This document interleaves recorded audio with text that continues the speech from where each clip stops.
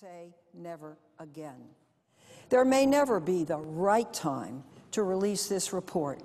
It was an extraordinary moment in modern American history, the head of the Senate Intelligence Committee, Dianne Feinstein, publishing a report that accuses the CIA of brutality, deception, and horrific instances of torture previously undisclosed to the public.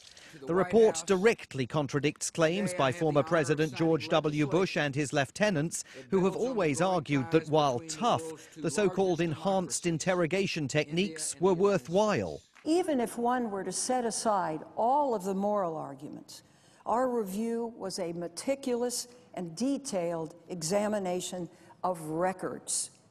It finds that coercive interrogation techniques did not produce the vital, otherwise unavailable intelligence the CIA has claimed. Has claimed and continues to claim. A furious CIA said that while mistakes were made, the interrogation sessions did save lives.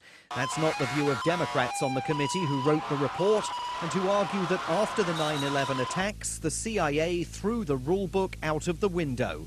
And, said Senator Feinstein, senior CIA figures knew that was exactly what they were doing. Sometimes CIA managers and interrogators in the field were uncomfortable with what they were being asked to do and recommended ending the abuse of a detainee. Repeatedly, in such cases, they were overruled by people at CIA headquarters who thought they knew better. Ahead of the report's publication, security was tightened at U.S. diplomatic compounds worldwide. Its contents deemed so damaging to America's reputation that even Senator Feinstein conceded its publication could lead terror groups to seek reprisals. President Obama, in a written statement, accused the CIA of damaging America's global standing, asserted that he had ended the use of torture and urged Americans to leave these techniques where they belong, in the past. But there are calls, many of them for Bush-era officials, like former CIA Chief George Tenet and former Defense Secretary Donald Rumsfeld, to face legal action over the report's claims. Even though America's statute of limitations means criminal proceedings are unlikely, human rights groups say someone needs to be held to account. We do believe that further investigation and prosecutions are important. We believe in any situation that accountability, when something of this certainly grand scale occurs, that prosecution and accountability is a tremendously important part of the process to move forward. Former Vice President Dick Cheney is among those Republicans rubbishing the report. He called it a bunch of hooey and said CIA personnel should be decorated with honors, not criticized.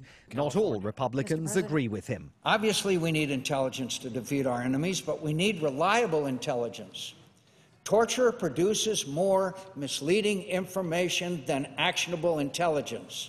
The Intelligence Committee report has sparked genuine shock here. The New York Times writing that it portrays depravity that is hard to comprehend and even harder to stomach. On what must have been a very difficult day at the CIA, the report and the agency's reaction to it has only further fueled the notion that America's intelligence-gathering apparatus is effectively out of political control. Simon Marks, Washington.